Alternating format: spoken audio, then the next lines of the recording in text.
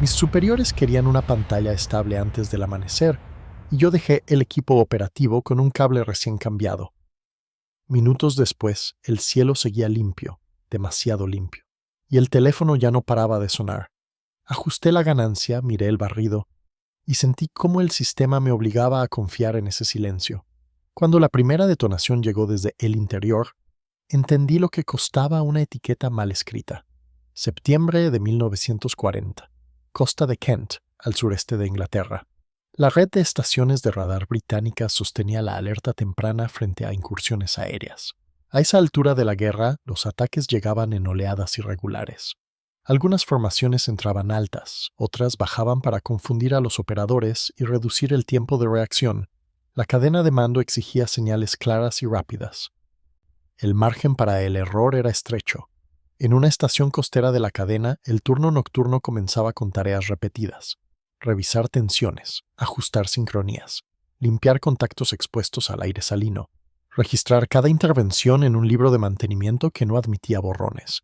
En ese lugar, el trabajo invisible era tan decisivo como el de los cazas en el aire. Entre el personal técnico figuraba un cabo especialista en equipos de radar, Thomas Hargreaves. Había sido mecánico industrial antes de la guerra. No era un oficial. No aparecía en los comunicados.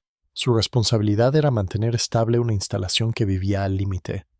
La corrosión del mar, las vibraciones del generador, los cortes de suministro, la presión de los superiores y, por encima de todo, la necesidad de que la pantalla dijera la verdad. La estación operaba con un equipo de alerta que combinaba antenas fijas y elementos de seguimiento.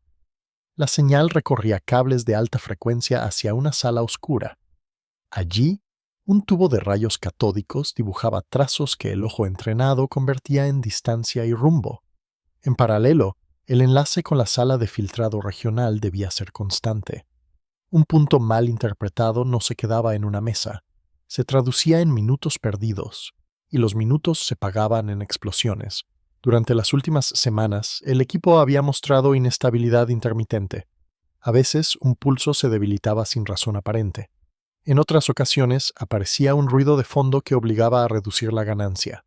Los operadores notaban que las marcas de calibración no coincidían siempre con el eco de referencia. Los jefes pedían explicaciones. El taller pedía tiempo y repuestos, pero los repuestos llegaban tarde y en cantidades insuficientes. La noche del 12 de septiembre, la humedad subió desde el mar con niebla baja. El edificio vibraba con el motor auxiliar.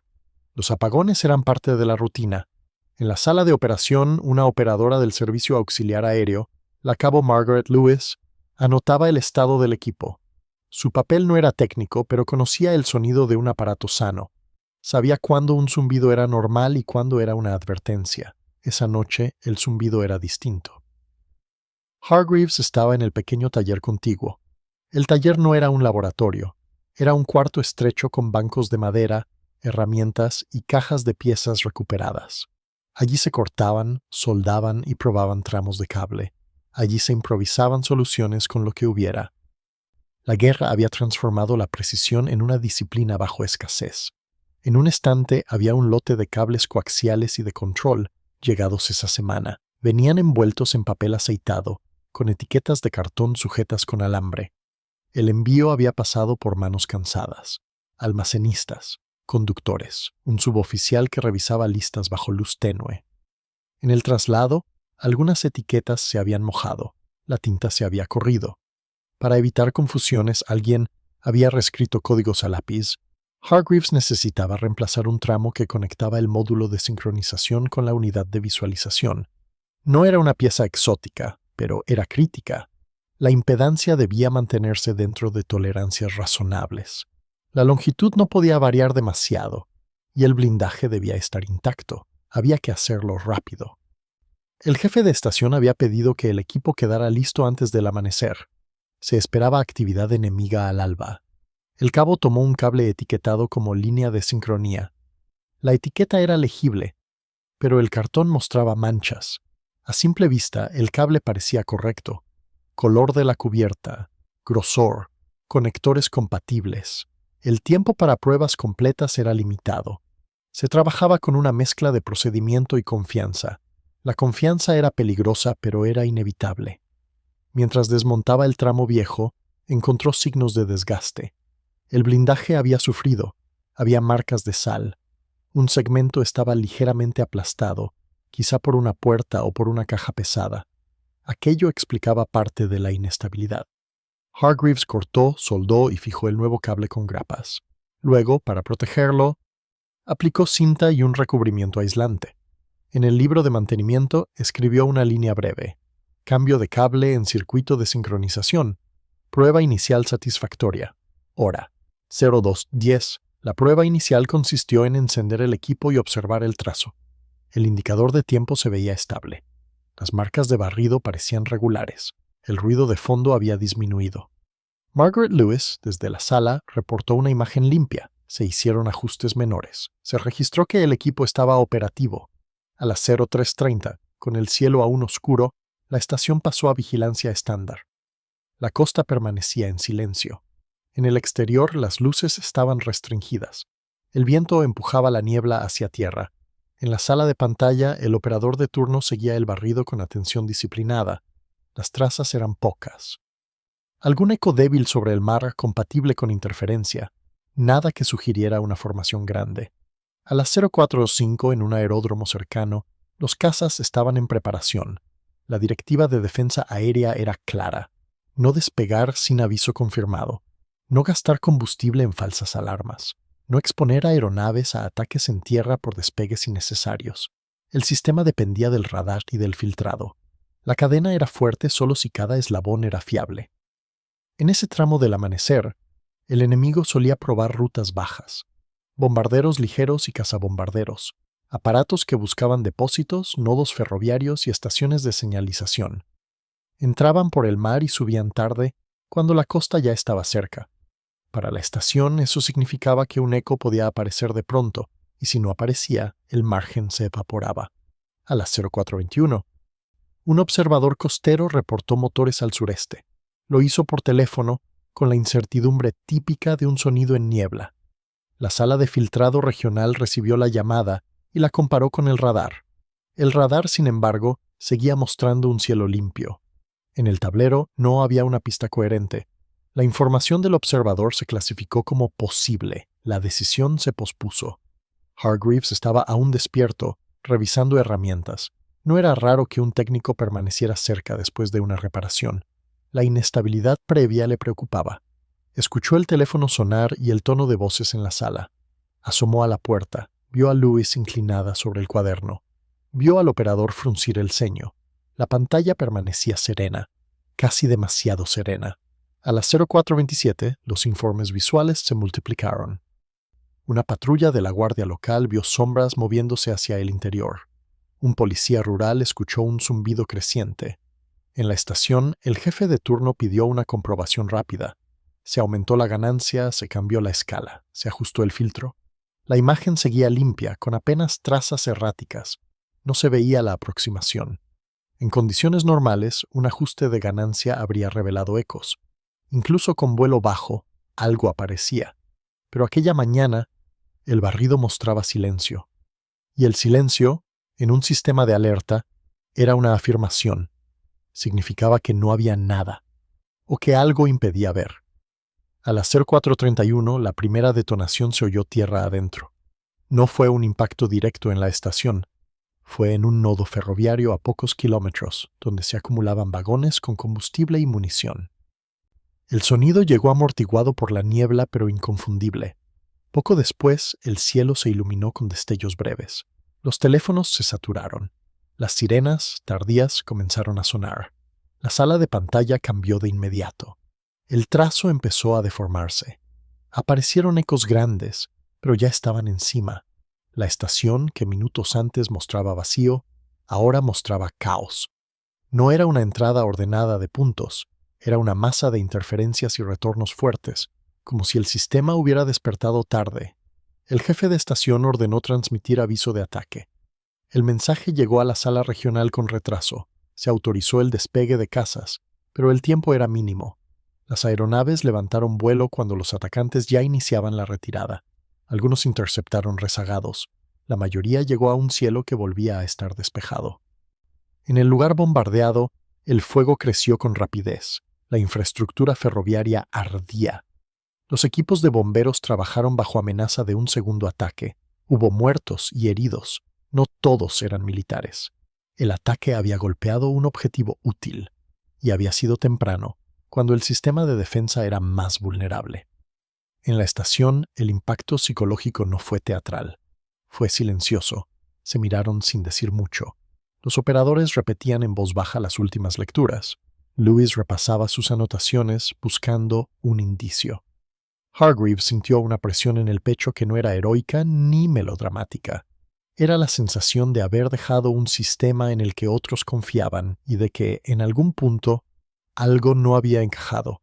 La investigación comenzó ese mismo día. En tiempo de guerra, no se esperaba perfección. Pero se exigía explicación.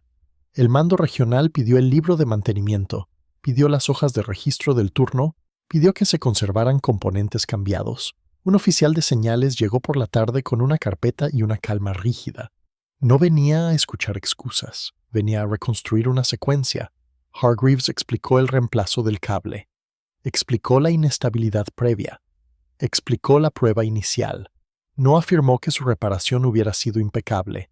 Dijo que había seguido el procedimiento disponible. El oficial preguntó por el cable retirado. El tramo viejo estaba en una caja con una nota. El tramo nuevo seguía instalado. En el taller, el oficial revisó el estante de repuestos. Vio etiquetas con códigos escritos a lápiz. Preguntó quién las había reescrito. Nadie lo sabía con certeza.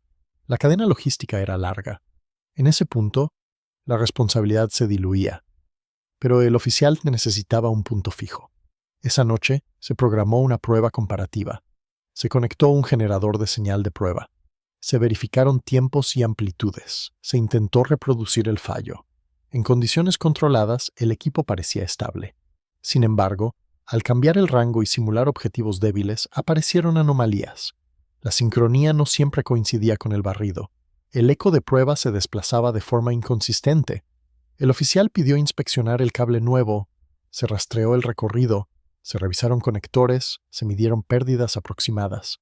Fue entonces cuando surgió una sospecha. El cable instalado no era exactamente el de sincronización, era similar. Pero su función prevista, según el lote, correspondía a un circuito auxiliar, una diferencia sutil, un blindaje distinto. Una construcción interna que, bajo ciertas configuraciones, podía alterar el pulso. No hacía que el radar no funcionara, hacía que funcionara de forma engañosamente limpia. La etiqueta del cable, comparada con otras del mismo envío, mostraba una irregularidad. El código estaba reescrito. La marca original, casi borrada por humedad, sugería otro número. No había certeza absoluta, pero la probabilidad era suficiente para explicar el fenómeno. En el momento crítico, el equipo había ofrecido una lectura tranquilizadora, y esa tranquilidad había retrasado decisiones. El informe preliminar evitó culpas grandilocuentes, señaló, fallo de identificación de repuesto y procedimientos de verificación insuficientes bajo presión operativa. Se recomendó un cambio inmediato, etiquetas duplicadas. Registro con firma de 2 personas para reemplazos críticos. Pruebas cruzadas con un blanco de referencia antes de declarar operativo.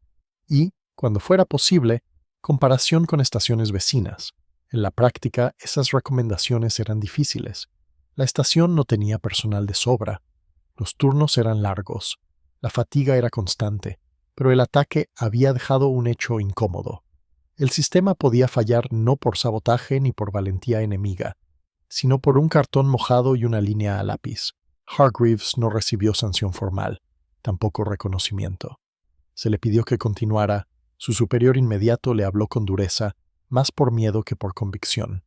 Le recordó que la estación estaba en primera línea, que la responsabilidad era real y que la próxima vez no habría margen.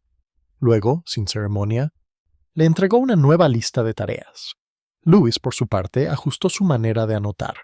Comenzó a registrar no solo operativo o inestable, sino detalles. Sonidos, cambios pequeños en el trazo, momentos exactos en que se aumentaba ganancia. No porque pensara en una carrera, sino porque entendió que el papel podía ser la única memoria fiable cuando la niebla lo borraba todo. En los días siguientes se introdujo un control adicional. Cada cable nuevo se marcaba con 2 etiquetas, una cerca de cada extremo. Se aplicaba un código de color. Se guardaban restos cortados como muestra. No era un sistema perfecto, pero reducía la ambigüedad y, sobre todo, obligaba a detenerse unos minutos antes de declarar victoria. La guerra siguió. Hubo otras incursiones. Hubo noches en que el radar advirtió con tiempo y los cazas interceptaron. Hubo otras en que el enemigo encontró huecos. El episodio del 12 de septiembre no se convirtió en leyenda. No era una victoria brillante, no era una derrota estratégica. Era un incidente que ilustraba una realidad más amplia. La defensa moderna dependía de detalles que rara vez entraban en la historia popular. A finales de 1941, Hargreaves fue trasladado a otra unidad de mantenimiento. Su experiencia con equipos inestables lo volvió útil en tareas de calibración itinerante. Viajó por estaciones donde el salitre y el desgaste acumulaban problemas similares. En cada lugar repetía un consejo que no sonaba heroico, que no se confiara en una etiqueta sola, que se verificara el código, que se hiciera una prueba cruzada aunque hubiera prisa. No era doctrina oficial, era aprendizaje adquirido a costa de un cielo limpio que no lo estaba. Tras el conflicto, muchos registros se archivaron.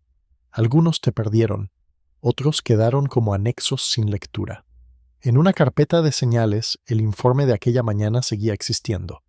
Hablaba de procedimientos, de repuestos, de presión operativa. No mencionaba el fuego en el ferrocarril con detalle humano. No listaba nombres de técnicos, solo números de inventario y horas. Eso era típico. La burocracia registraba lo que podía medir. El legado, en cambio, quedó en gestos pequeños, en un taller donde alguien colgaba las etiquetas secas antes de escribir, en un operador que desconfiaba de un silencio perfecto, en una estación que pedía confirmación a otra antes de relajar la alerta. La guerra aérea se contaba con aviones y batallas, pero también se sostenía con manos que apretaban conectores en la madrugada. Décadas después, cuando se reconstruyeron historias de la defensa aérea británica, las narraciones resaltaron cadenas, salas de filtrado y decisiones de alto mando. Los nombres de los técnicos aparecieron poco. Sin embargo, la realidad de esos sistemas fue una suma de trabajos mínimos. Un cable, una etiqueta, una prueba hecha con prisa, y un radar que, durante minutos decisivos, mostró un cielo demasiado limpio.